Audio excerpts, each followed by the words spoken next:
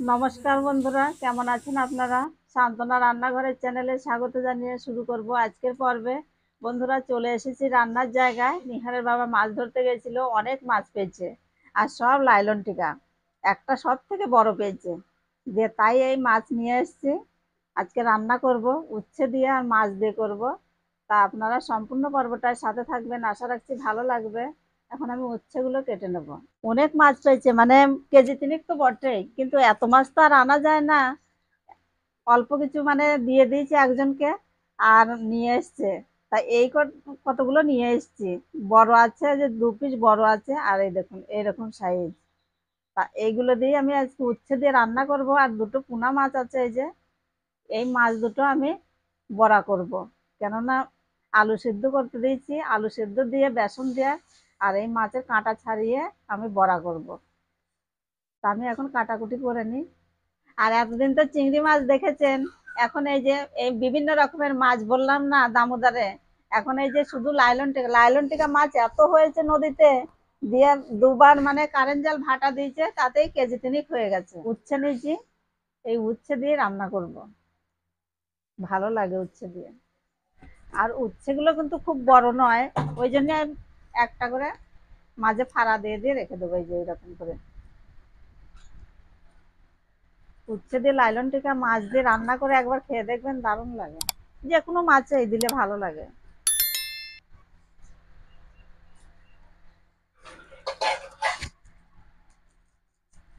মাছ আলু সিদ্ধ করে নিচ্ছি বড়া করার জন্য। যে মাছটা তো আবার সেদ্ধ করে কাঁটা বাছতে হবে।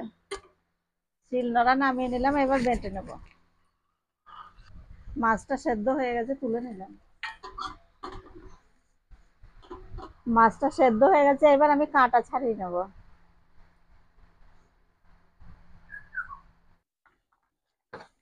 মাছটা এবার ভেজে নেব। দিয়ে দেবো লবণ, দিয়ে দেবো হলুদ। এবার আমি মাছের জন্য তেজপাতা, গোটা জিরে আর চন্দনী ভেজে নেব।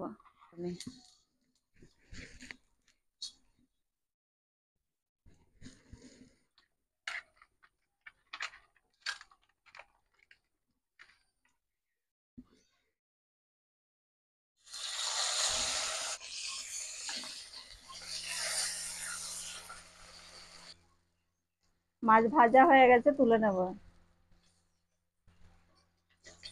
এইভাবে সবগুলো ভেজে নেব।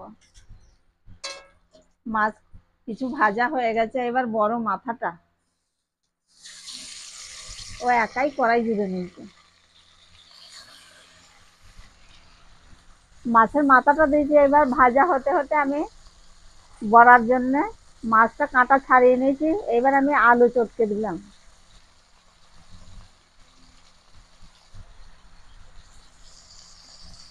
এবার দিয়ে দেবো পেঁয়াজ কুচি। এবার দিব থেতো করা আদা।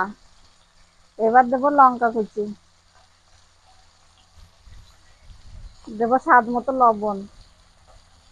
দেবো একটু হলুদ গুঁড়ো, সামান্য একটু লঙ্কা গুঁড়ো, দিয়ে দিলাম একটু জিরে গুঁড়ো। এবার দিয়ে দেবো একটু বেসন। এবার আমি ভালো করে মেখে নেব।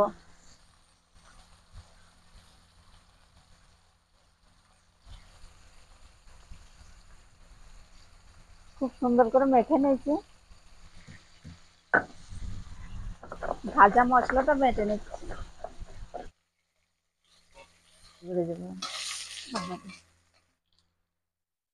এবার আমি বড়াগুলো ভেজে নেবো, এই সাইজের করে দেবো।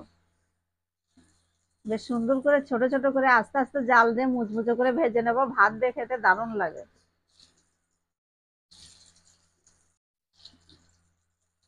বড়াগুলো এক পাশ হয়ে গেছে, আর এক পাশ উল্টে দেবো।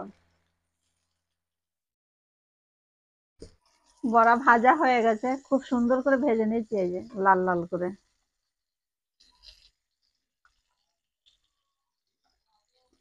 বড়া ভাজা হয়ে গেছে, সেই তেলের মধ্যেই আমি উচ্ছেগুলো ভেজে নেব।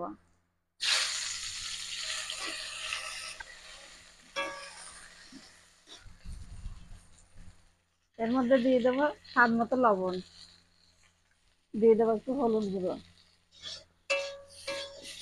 দাদা ভাই, দিদি ভাই, উচ্ছে ভাজা হয়ে গেছে, দেখুন কত সুন্দর করে ভেজে নিয়েছি। এবার আমি তুলে নেব। এবার আমি মাছের ঝোলটা চাপিয়ে দেবো। তেল দিয়ে দিলাম, দিয়ে দেবো তেজপাতা, আর দিয়ে দেবো শুকনো লঙ্কা, দিয়ে দেবো গোটা জিরে। এবার দিয়ে দেবো লঙ্কা গুঁড়ো, দিয়ে দেবো হলুদ গুঁড়ো, দিয়ে দেবো জিরে গুঁড়ো। এবার দিয়ে দেবো জল।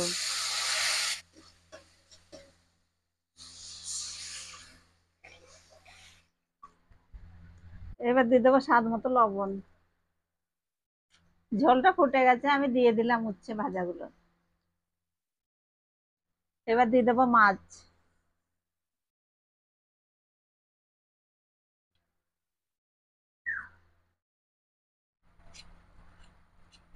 চন্দনী আদা বাটা এবার আমি দিয়ে দেবো। তরকারি হয়ে গেছে, আমি এবার ঢেলে নেব।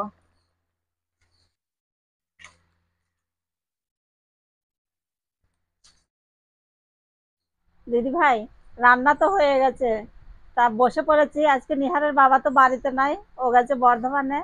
তা আমি তো বসে পড়েছি ভাত নিয়ে, এই যে পাতায়। আর খাওয়া দাওয়া হবে। একটা মাছ ভাজা আছে, একটা কাঁচা লঙ্কা ভাজা, আর নিয়ে নেবো বড়া।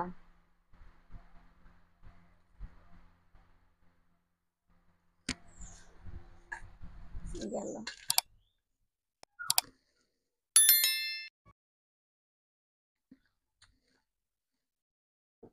দারুণ হয়েছে, ফাটাফাটি।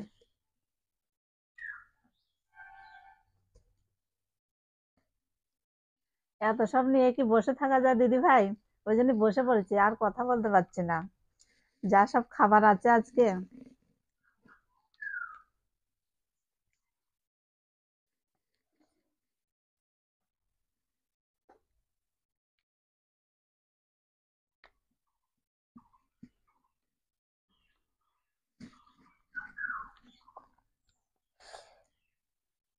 কত বড় মাথা দেখছেন দিদি ভাই, আমি নিয়ে নিলাম মাথাটা।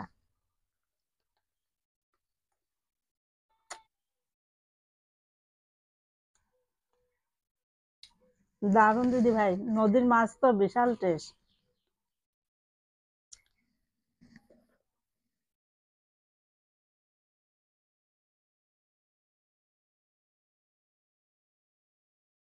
আপনাদের কেমন লেগেছে কমেন্টে জানাবেন। যদি ভালো লাগে লাইক করবেন, শেয়ার করবেন, সাবস্ক্রাইব করে পাশে থাকবেন। ফিরে আসছি অন্য কোনো রেসিপি নিয়ে, ততক্ষণ ভালো থাকবেন আপনারা।